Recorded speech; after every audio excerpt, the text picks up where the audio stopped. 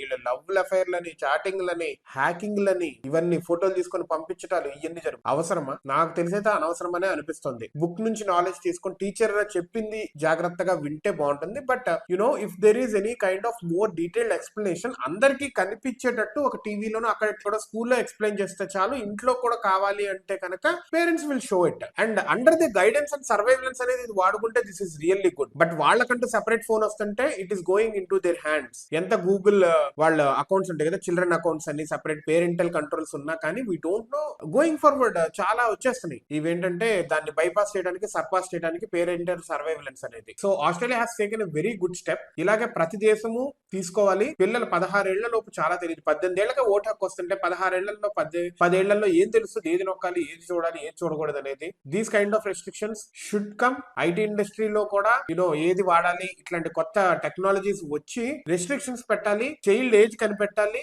On the fly, so that దానికి తగ్గ content చూపించేలా చేయాలి. If they are consuming the smartphones or something, digital content something.